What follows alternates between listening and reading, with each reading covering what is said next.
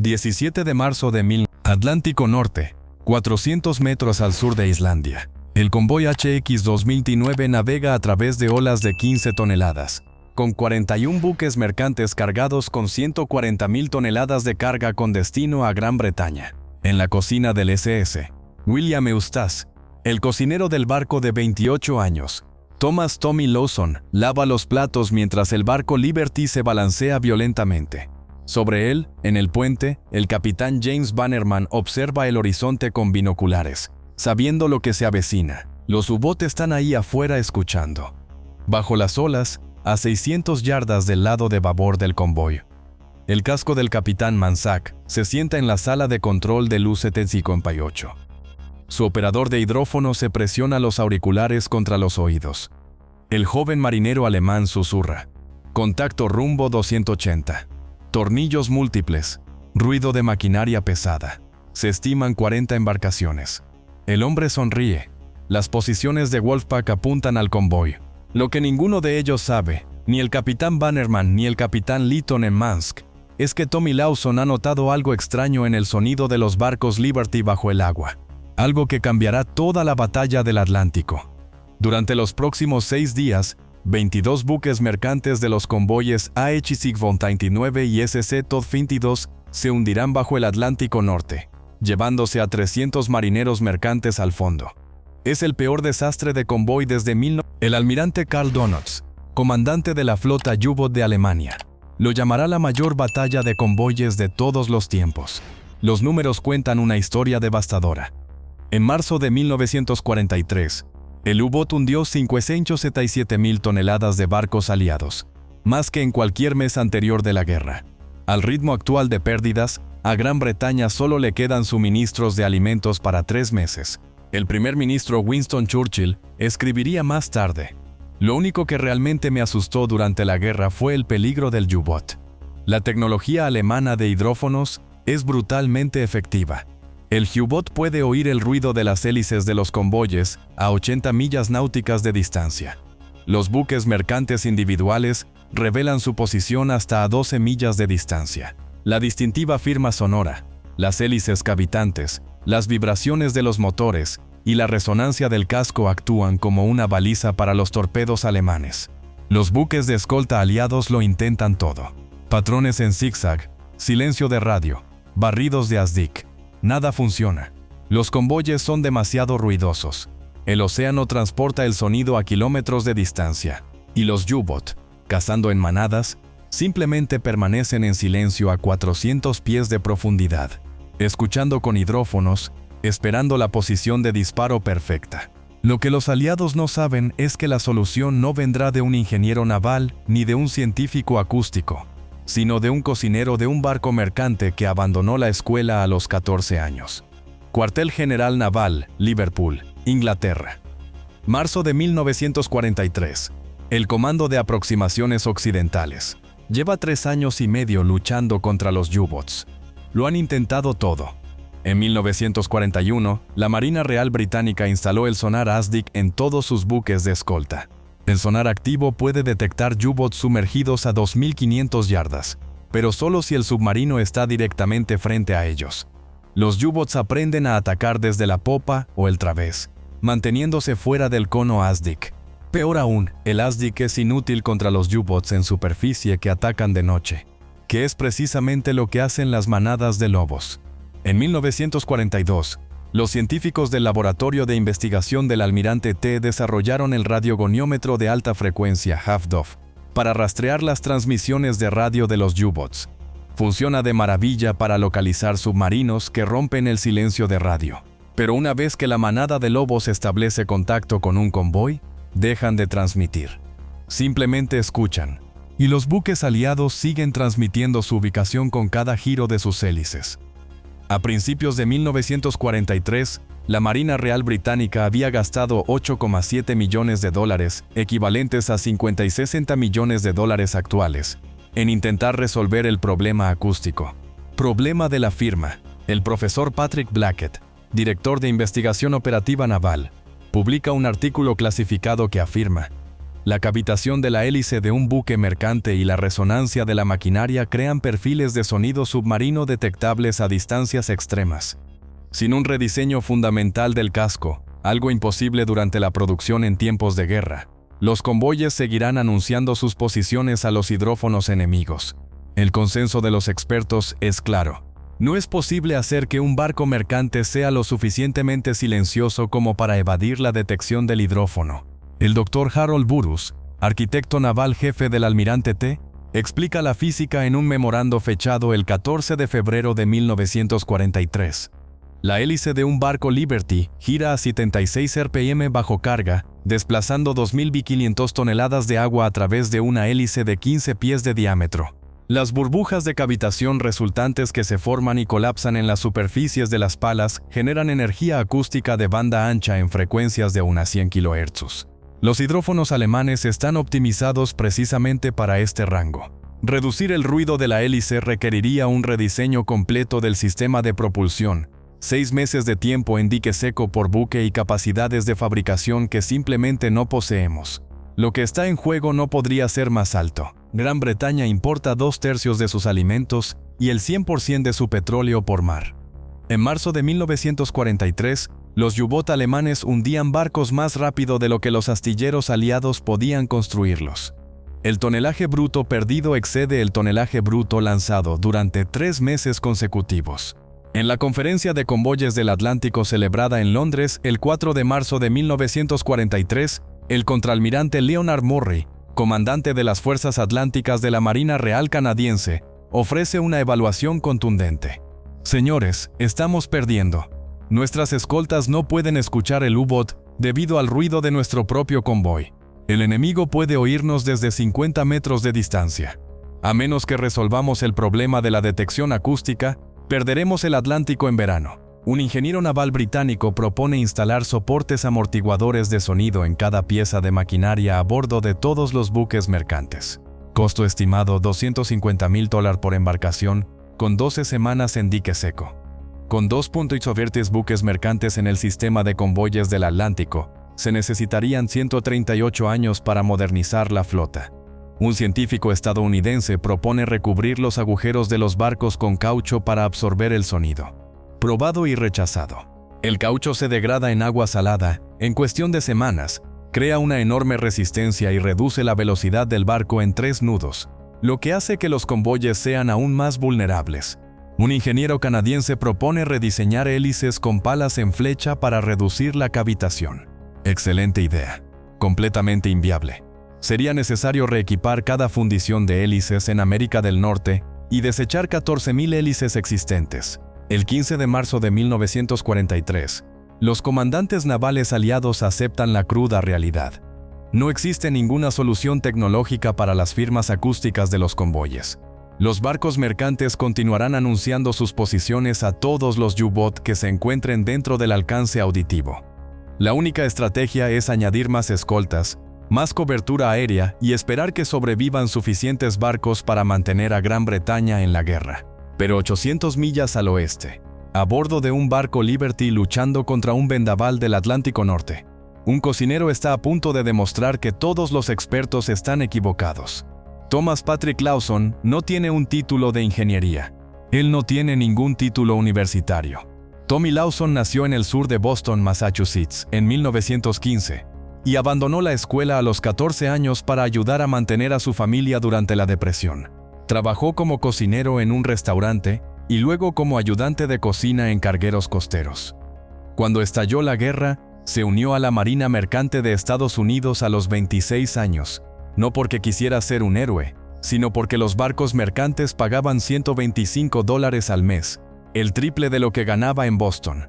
La evaluación de su capitán de junio de 1942 decía Lawson TP, cocinero de barco, rendimiento adecuado, sin potencial de liderazgo, recomendado solo para tareas de cocina. Nadie espera genio del tipo que prepara el desayuno.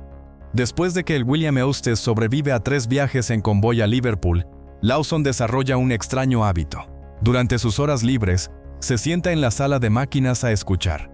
Los demás miembros de la tripulación piensan que está loco. Tommy va a morir allí abajo, dice el primer oficial Robert Chen, Esa sala de máquinas es un calor infernal y el doble de ruidosa. Pero Lawson no está allí por el calor. Él está allí porque ha notado algo. 19 de febrero de 1943, Atlántico Medio. El William Eustace viaja en el convoy SC-18. 63 barcos en 9 columnas. Lawson está en la sala de máquinas durante una alerta de U-Boat. Agachado cerca de la línea principal de vapor, el ingeniero del barco, un escocés rudo llamado Donald Mloud, le grita por encima del rugido de las turbinas: «Vuelve a tu cocina, cocinero. Este no es lugar para estremecimientos. Un torpedo ha impactado un buque 2 columnas más allá». Lawson lo oye a través del casco. No la explosión, sino lo que viene después de que el agua se abalanzara sobre el casco del barco moribundo y creara un extraño y sordo estruendo. Y luego silencio. El U-Boat ya no lo oye. Lawson agarra el brazo de Mloud. El barco que se hunde dejó de hacer ruido. Claro que paró. Mloud grita: «Está lleno de agua». No, quiero decir. Lawson se esfuerza por explicarlo. Cuando el agua inunda el casco, detiene la vibración de la maquinaria. El U-Boat ya no lo oye. Mloud lo mira fijamente. ¿Y si pudiéramos inundar partes de nuestro barco a propósito?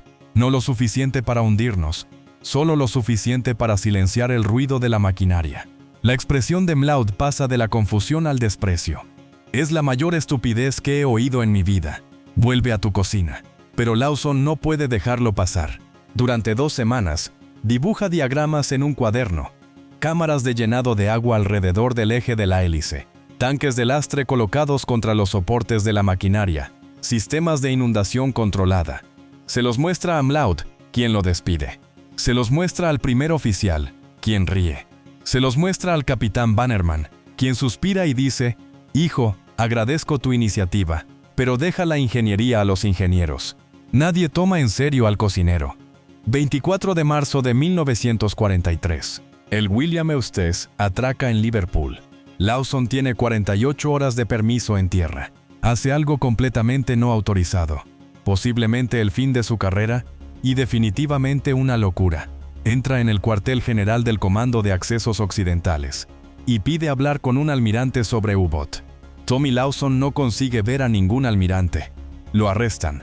2 oficiales de patrulla costera de la Marina Real lo interceptan. Lo encontramos en el vestíbulo de Derby House. Western se acerca al cuartel general. «No puede estar aquí, amigo», dice uno de ellos, agarrándolo del brazo. «Esta es una instalación militar restringida. Necesito hablar con alguien sobre el ruido del convoy», insiste Lawson. «Tengo una idea». Todos tienen ideas. «Yank, lárgate». Lo están escoltando cuando una voz llama desde el otro lado del vestíbulo. Espera. El que habla es el comandante Peter Gretton, un oficial de la Marina Real de 29 años que ha comandado grupos de escolta durante 2 años. Acaba de regresar del convoy ON-5, donde perdió 13 buques mercantes a manos de los Wolfpacks. Está exhausto, furioso y desesperado por obtener alguna ventaja contra el U-Boat. «¿Qué dijiste sobre el ruido del convoy?», pregunta Gretton. Lawson explica su observación. El barco que se hunde en silencio, el concepto de agua que amortigua la vibración de la maquinaria. Gret escucha con los brazos cruzados. Cuando Lawson termina, el comandante dice: «Es lo más ridículo que he oído este mes. El agua dentro de un barco se llama hundimiento». «No, si lo controlas». Lawson dice que hay pequeñas cámaras alrededor del cojinete del eje de la hélice contra los soportes del motor. No estás inundando todo el barco, solo creando aislamiento acústico. Gret está a punto de despedirlo cuando hace una pausa. «Dilo otra vez». Aislamiento acústico. El agua absorbe las vibraciones mejor que el aire. Si coloca cámaras de llenado de agua contra, sé lo que es el aislamiento acústico. La expresión de Gretton cambia. «Venga conmigo». 25 de marzo de 1943. Astillero HM. Liverpool. Gretton lleva a Lawson a la corbeta HMS Sunflower, actualmente en dique seco para reparaciones. Si esto funciona, y es una gran incógnita, lo probaremos aquí, pequeña escala. Nadie necesita saberlo. Durante 3 días, Lawson Gretton y el ingeniero de los Sunflowers, el teniente James Whitby, improvisan un prototipo. Sueldan bidones de aceite vacíos alrededor de la carcasa del eje de la hélice del corbete, y luego los llenan con agua de mar. Colocan bolsas de arena para simular el peso del agua contra los soportes del motor. Es crudo. Es feo. Y según todas las regulaciones de la Marina Real, está completamente no autorizado. 28 de marzo de 1943, se realiza la primera prueba. El Sunflower avanza hacia el río Mersey a baja velocidad. Un submarino HMS Trespasser que participa en la prueba no autorizada se sumerge a 500 yardas de distancia con los hidrófonos activos. Lawson se encuentra en la terraza del Sunflower conteniendo la respiración. El capitán del Trespasser sale a la superficie y hace señales. Te escuché claro como el día. Ruido del motor, cavitación de la hélice. Lo mismo de siempre. Falla. Te dije que era una completa estupidez, murmura Whitby. Pero Lawson se da cuenta de algo. Llenamos los bidones cuando el barco estaba en dique seco. No están llenos ahora. Se han drenado por las costuras. Necesitamos sellarlos. Hazlos impermeables. Gretchen se pasa la mano por el pelo. Si el almirante T descubre que estoy modificando un buque de guerra sin autorización, me someterán a un tribunal militar. Si el almirante T descubre que en U-Boat estamos hundiendo 20 barcos por semana porque somos demasiado orgullosos para probar la idea de un cocinero, dice Lawson en voz baja, perderemos la guerra. Gretchen lo mira fijamente durante un largo momento. 3 días más, dice. Entonces este experimento termina. Trabajan las 24 horas del día. Sueldan cámaras de acero selladas. Añaden vejigas de goma llenas de agua contra los soportes del motor. Crean lo que los ingenieros navales llamarán más tarde amortiguación acústica líquida. 2 de abril de 1943. Segunda prueba. Motores de girasol a toda velocidad. El intruso se sumerge a 1000 yardas de distancia. Los minutos pasan. No hay señal. Aparece un intruso. Te perdimos a 400 yardas. El capitán del submarino informa. Los hidrófonos no captaron nada más que el ruido ambiental del océano. La cara de Gretchen se pone blanca. Dilo otra vez. A 400 yardas. Desapareciste. Lo que sea que hayas hecho con esa nave, funciona. Lawson cierra los ojos. Sus manos tiemblan. Funciona. 3 de abril de 1943. Sala de juntas del almirante T. Londres. El comandante Gretchen solicita una reunión de emergencia con el contraalmirante Max Horton, comandante en jefe de los accesos occidentales. Trae a Lawson, para horror del personal del almirante. Un cocinero mercante. Los susurros de ayuda. En la sala de juntas del almirante T. Horton, un legendario submarinista de la Primera Guerra Mundial, entra en la sala con otros 3 oficiales superiores y el Dr. Harold Burroughs, el mismo arquitecto naval que declaró imposible la amortiguación acústica. Gretchen presenta los resultados de la prueba. El rango de detección del hidrófono se redujo de 12 metros a 400 ID, una reducción del 97% en la firma acústica. La habitación estalla. Esto es absurdo. El Dr. Burroughs estalla. Ha llevado a cabo modificaciones no autorizadas en un buque de la Marina Real basándose en la sugerencia de un, perdóneme, cocinero. Un cocinero que entiende de acústica mejor que todo su departamento. Gretchen contraataca. Comandante, usted se está pasando de la raya. El capitán de barco Edmund Rushbrook, director de inteligencia naval. Este tipo de experimentación imprudente podría resultar comprometedora. ¿Compromiso de qué? Gretchen interrumpe. Nuestro sistema actual permite que U-Boat nos escuche a 50 millas de distancia. Ese sistema está funcionando de maravilla, señor. El almirante Horton levanta una mano para pedir silencio. Se vuelve hacia Lawson. Explícamelo de forma sencilla. Lawson es plenamente consciente de que es un marino mercante estadounidense de 28 años que se dirige a los comandantes navales más poderosos de Gran Bretaña. Señor, la maquinaria del barco crea vibraciones. Esa vibración viaja a través del casco hasta el agua. Absorbe las vibraciones mejor que el aire o el acero. Si colocas filtros de agua, ejes de hélice o soportes de motor, creas barreras que impiden que el sonido llegue al océano. Viola principios básicos de ingeniería. El Dr. Burroughs insiste en que el agua dentro de la estructura de un barco crea problemas de distribución de peso, problemas de estabilidad, corrosión, agua y cámaras selladas. Lawson corrige. Posicionado específicamente para amortiguación acústica, no inundaciones. Y lo probamos. Funciona. Una prueba. Burroughs se burla. En condiciones controladas en un río con un submarino amigo. difícilmente concluyente. Horton se recuesta en su silla.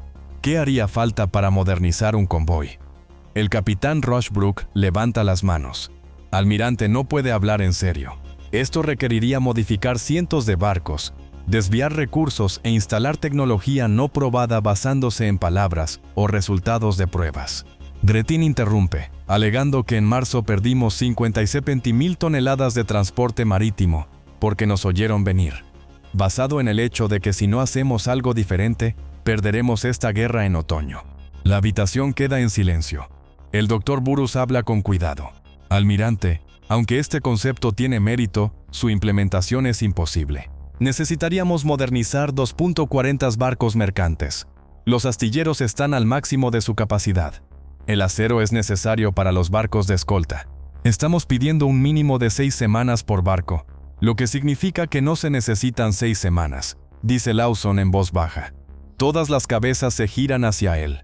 Señor Lawson, el almirante Horton dice, explica que el prototipo en Sunflower tardó 3 días. No es ingeniería compleja. Está soldando cámaras selladas alrededor de estructuras existentes y llenándolas con agua. Cualquier tripulación del astillero puede hacerlo. Cualquier ingeniero de barco puede realizar su mantenimiento. Y no es necesario modernizar todos los barcos. Solo lo suficiente para probarlo en operaciones de convoy reales, CTR-1. Si te gustó esta historia, pulsa el botón de suscripción. Estamos a punto de mostrarle cómo una prueba no autorizada cambió toda la batalla del Atlántico. El capitán Rushbrook se inclina hacia adelante. ¿Y si falla? Si desviamos recursos a este experimento y no funciona en condiciones de combate, habremos desperdiciado semanas que no tenemos. Si no lo probamos, dice Greton, ya hemos perdido. El almirante Horton se pone de pie. Todos los demás se levantan inmediatamente. El almirante se acerca a la ventana y observa las temperaturas. Finalmente, se gira. Comandante Greton, usted modernizará 6 barcos mercantes del convoy 1084, que partirá de Liverpool en 8 días. Señor Lawson, usted supervisará la instalación y capacitará a los ingenieros. Dr. Burrus, usted brindará soporte técnico, incluso si piensa que esto es una locura. Si funciona, lo implementamos en toda la flota. Si falla, Greton, pasarás el resto de la guerra al mando de un barrendero mental en las Islas Orkney. ¿Claro? Cristal, señor. Horton mira a Lawson. Señor Lawson, no sé si es usted un genio o un loco, pero sí sé que estamos desesperados. No hagas que me arrepienta de esto. Lawson traga saliva con dificultad. No lo haré, señor. Sonto 18 de abril de 1000, ni astillero. Liverpool. 6 buques mercantes reciben las modificaciones. SC, Daniel Webster. 6 buques mercantes reciben las modificaciones. SC, Daniel Webster. SC, James Herod. SC, John Davenport. SC, Samuel Elliot. SC, Benjamin Key. Y el propio barco de Lawson, SC, William Eustace. La instalación es brutalmente sencilla. Los equipos sueldan cámaras cilíndricas de acero de 24 pulgadas de diámetro, llenas de agua de mar alrededor de las carcasas de los ejes de la hélice. Instalan vejigas de caucho llenas de agua contra los soportes del motor y los soportes de la línea de vapor. Peso total añadido por barco, 18 toneladas. Tiempo total de instalación 64 horas por embarcación. Los ingenieros navales son escépticos. Parece como si alguien hubiera improvisado un sistema de plomería en la sala de máquinas. Uno murmura. No se equivoca, pero las pruebas del hidrófono no mienten. Antes de la modificación, la firma acústica de un barco Liberty es detectable a 11,7 metros. Después de la modificación, 0,4 millas. Los barcos se han vuelto 29 veces más silenciosos. 22 de abril de 1943. El convoy 1084 sale de Liverpool. 43 buques mercantes en 9 columnas escoltados por 6 corbetas y 2 destructores. Las 6 naves modificadas están distribuidas por toda la formación. 2 en las columnas de estribor, 2 a babor, 2 al centro. Nadie le ha contado nada al comodoro del convoy sobre el experimento. Si U-Boat ataca, la prueba se realiza en condiciones de combate reales. La inteligencia naval alemana ha rastreado la salida del convoy. El 37 Bagrebully U-Boat de Misa se despliega en líneas de patrulla a lo largo de la ruta prevista. 25 de abril de 1943, Atlántico Medio, 2014 AM, a bordo del U-Boot 6A4. El capitán Hartwig observa y estudia sus cartas. Su operador de hidrófono ha estado rastreando los sonidos del convoy durante 6 horas. Debilitamiento del contacto. Cabello. Cayón rumbo original bots 1090, pero señal intermitente. Algunos barcos son muy ruidosos, otros casi silenciosos. Mira frunciendo el ceño. Intermitente, eso es imposible. O bien oyes un convoy, o bien no lo oyes. Sí, Cleon, pero estoy rastreando múltiples firmas. Algunos barcos despejan a 40 kilómetros, otros desaparecen a 5 kilómetros, otros desaparecen a 5 kilómetros. Mira las órdenes del U-Boot 64 para que se acerque a la profundidad del periscopio. A través del telescopio, ve el convoy, pero algo anda mal. Sus hidrófonos deberían escuchar a los 43 barcos. En cambio, solo está rastreando 16 barcos que son acústicamente invisibles. No 16, 6. Los otros 10 están simplemente demasiado lejos para ser detectados por hidrófonos. Pero los 6 barcos dispersos en el convoy no generan ninguna señal acústica. Lux toma una decisión que salvará vidas aliadas. Solo apunta a los barcos que puede escuchar con claridad. Las naves modificadas, más silenciosas que el océano que las rodea, pasan junto a los Wolfpack sin ser detectadas. 27 de abril de 1943, a 600 millas al oeste de Irlanda, el grupo Wolfpack de U-Boot Misa logra contacto con el OND-84. Durante 8 horas de ataques, hunden 9 buques mercantes. Es una pérdida brutal. 3 mundos, 200 hombres en botes salvavidas. 47.000 toneladas de carga en el fondo del océano. Pero aquí está la estadística crítica. De los 9 barcos hundidos, ninguno era un buque modificado. Los 6 barcos con el sistema de amortiguación acústica de Lawson sobreviven intactos. Cuando el convoy 1084 llega a Nueva York el 7 de mayo de 1943, el comandante Gretton envía inmediatamente una señal a Londres. Los buques modificados no mostraron ningún enfrentamiento con el enemigo a pesar de encontrarse en posiciones comparables dentro de la formación del convoy. Amortiguación acústica efectiva en condiciones de combate. Se recomienda su implementación inmediata en toda la flota. 12 de mayo de 1943. Almirante T. Análisis estadístico. El Comando de Aproximaciones Occidentales realiza los cálculos en marzo de 1943 antes de la amortiguación acústica. El alcance promedio de detección del U-Boot es de 11,4 millas náuticas. Buques de convoy hundidos por enfrentamiento con Wolfpack, tasa de pérdidas del 31%. Pérdida de U-Boot por enfrentamiento con convoy, 1,2 submarinos. Después de la amortiguación acústica, mayo-julio de 1943, después de su implementación generalizada, el alcance de detección promedio de U-Boot es de 0,6 millas náuticas. Barcos de convoy hundidos por enfrentamiento con manadas de lobos. Tasa de pérdida del 4,7% por enfrentamiento con convoy. 4,8 submarinos. Las cifras son asombrosas. La amortiguación acústica reduce las pérdidas de barcos en un 85%, mientras que las pérdidas de U-Boot aumentan en un 400%. Los U-Boot que antes detectaban convoyes a 50 metros de distancia ahora tienen que aproximarse a media milla, poniéndolos dentro del alcance de ASDIC, del alcance del radar y del alcance visual. Las tácticas de Wolfpack fracasan porque los submarinos no pueden coordinar ataques contra objetivos que no pueden oír. 24 de mayo de 1943, Mayo Negro. Mayo de 1943 pasa a ser conocido como Mayo Negro en la historia naval alemana. Las fuerzas aliadas hunden el 41 U-Boot, el 25% de la flota operativa de submarinos de Alemania, mientras que solo perdió 58 buques mercantes en comparación con los 96 barcos de marzo. El almirante Karl Dunit, comandante de la flota U-Boot, escribe en su diario de guerra el 24 de mayo de 1943. El enemigo ha logrado la supremacía técnica en la detección acústica, lo que ha privado a U-Boot de su arma más efectiva, el ataque sorpresa. Los convoyes se han vuelto casi invisibles para la vigilancia mediante hidrófonos. Ya no podemos predecir las posiciones de ataque. Las viejas certezas han desaparecido. Un operador de hidrófono alemán capturado del U-954, hundido el 19 de mayo de 1943, declara a los interrogadores británicos: no podíamos entender qué sucedía. A veces oíamos sonidos de convoyes a gran distancia. Otras veces, Los barcos estaban prácticamente encima de nosotros antes de que los detectáramos. Era como si el océano se hubiera quedado en silencio. Julio de 1943, implementación en toda la flota. Para julio, 847 buques mercantes aliados habían recibido modificaciones de amortiguación acústica. El tiempo de instalación se reduce a 48 horas por buque a medida que las tripulaciones perfeccionan la técnica.